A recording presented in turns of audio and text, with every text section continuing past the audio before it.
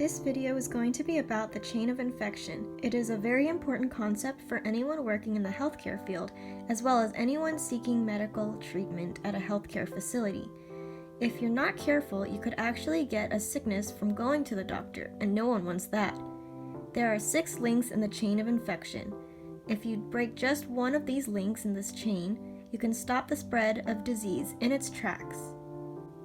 The first link in the chain of infection is the infectious agent. It is a pathogen that causes the disease. For example, it can be a virus, bacteria, fungus, or parasite.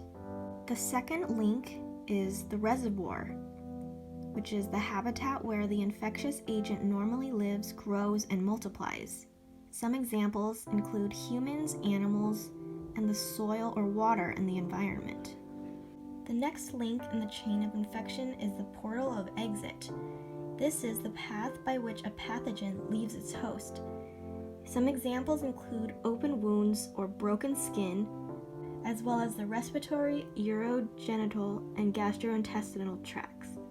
Next is the modes of transmission. This is the way an infectious agent may be transmitted from its natural reservoir to a susceptible host.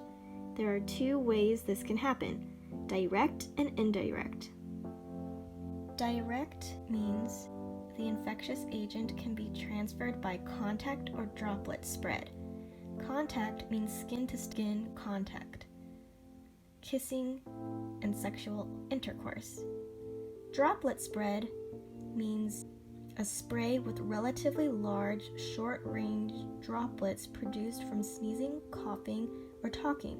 The droplets eventually fall to the ground. The next is indirect.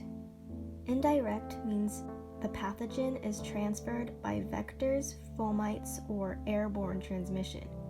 Vectors are living creatures that spread diseases, such as mosquitoes, fleas, and ticks. Fomites are inanimate objects that spread the disease, such as food, utensils, doorknobs, phones, etc. Airborne is when infectious agents are suspended in the air for a long time. They can settle on surfaces and get resuspended, and this is very dangerous. Some examples of diseases that spread this way are tuberculosis or TB and measles. Next is the portal of entry. This is the manner in which a pathogen enters a susceptible host. Examples include broken skin or mucous membranes.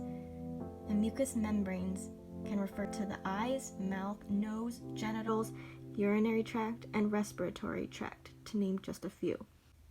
The last step in the chain of infection is the susceptible host.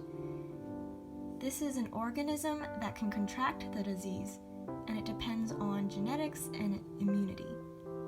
Examples of people who can be a susceptible host are people who are immunocompromised, the elderly, children, and anyone having invasive medical procedures such as surgery, line placement, catheters, etc.